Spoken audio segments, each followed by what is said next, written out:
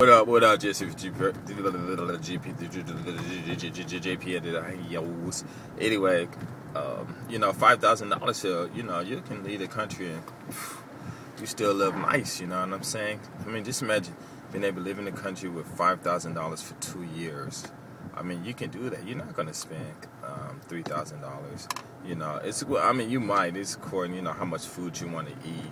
12, if you spend 200, 1,200, yeah, I was gonna say $5,000 a good year and a half. You know what I'm saying? But it's according to what you eat. And you meet, like, if you stay in Thailand, you stay in an apartment for like $100 or whatever, a month, or get a roommate, some girl, and you stay with her, because they got, the normal people just don't.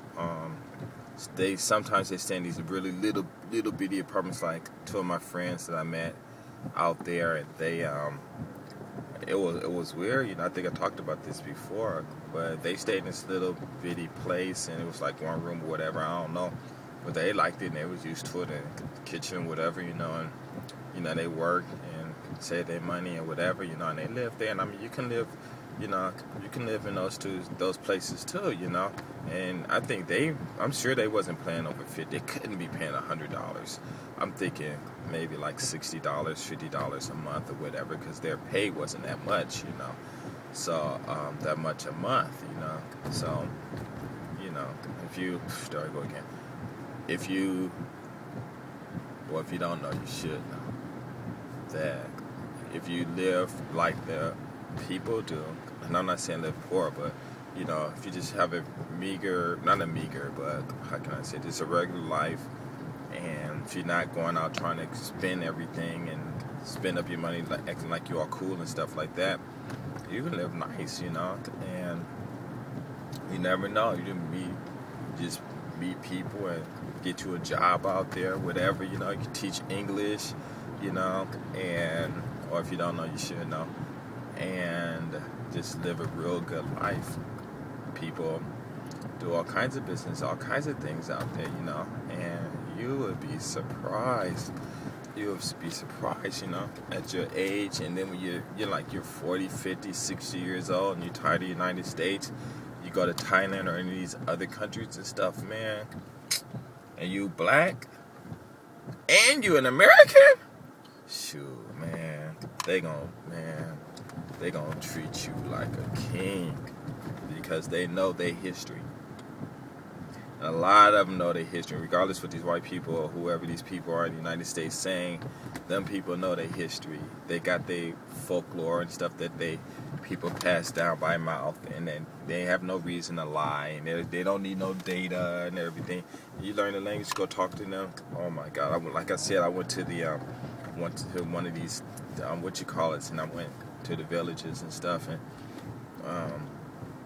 I usually don't invite people in their house, but this one old lady, she saw me, she just walked over to me, and she looked, like American Indians. And I'm not talking about the ones on TV. I'm talking about what, she didn't look any difference than those Negritos that I saw in Philippines, which look like black people, but it's like the people who have those the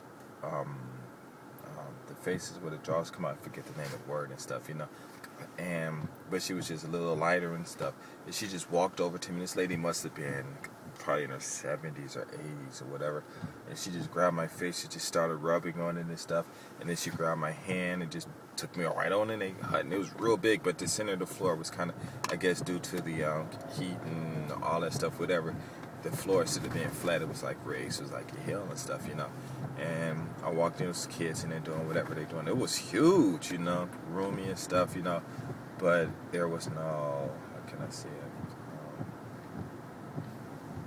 It wasn't divided, so everything anyone did, was right there, and everyone could see it and stuff like that. Yeah, but it was really interesting. And so I sat down, and she just started talking about something I didn't know what she was talking about.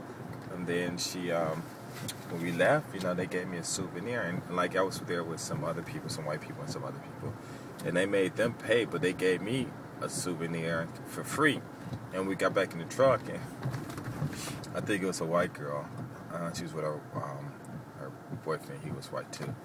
And she was like, well, I don't see why they gave you, well, that lady gave you something for free and didn't give it to me.